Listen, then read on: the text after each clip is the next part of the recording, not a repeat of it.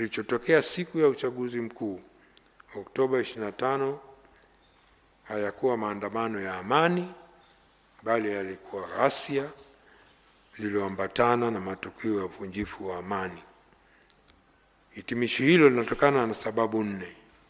Ya kwanza, yanadaiwa kuwa maandamano hayakuzingatia matakwa ya ibara 18 na 20 ya Katiba ya Jamhuri ya Muungano wa Tanzania na sheria za nchi, ikiwemo maandamano kuwa ya amani na kutoa notice kwa jeshi la polisi kwa mujibu wa vifungu 42 na 43 kwa sheria ya jeshi la polisi.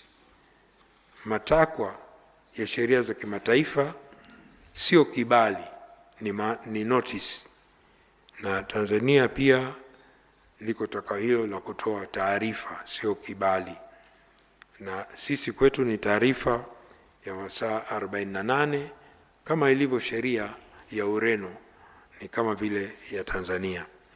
Lakini la pili ni haki ya kila mtu kushiriki uchaguzi mkuu kama mpiga kura au mgombea. Ni haki ya kikatiba kwa mujibu wa ibara 5 ya katiba ambayo haipaswi kupokwa. Ghasia zilipangwa na kutekeleza siku iliyotangazwa kisheria kwa ni siku ya uchaguzi mkuu.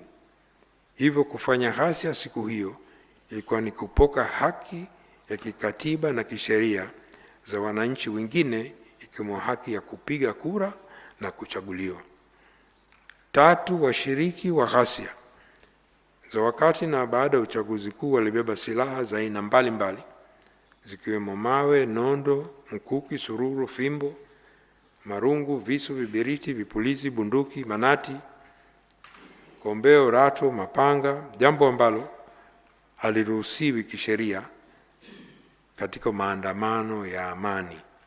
Hii ni kinyume cha sheria na taratibu za kimataifa, ibara 21 ya mkataba wa haki za binadamu na raia na kisiasa mwaka 1966, wa kikanda ibara 11 ya mkataba wa Afrika ya haki za binadamu za watu na binadamu mwaka 1981, na ibara 10 na 11 ya mkataba wa Ulaya wa haki za binadamu mwaka 50, na kitaifa ibara 18 na 21 ya katiba ya Jamhuri wa Muungano wa Tanzania haviruhusu maandamano kwa watu waliobeba silaha.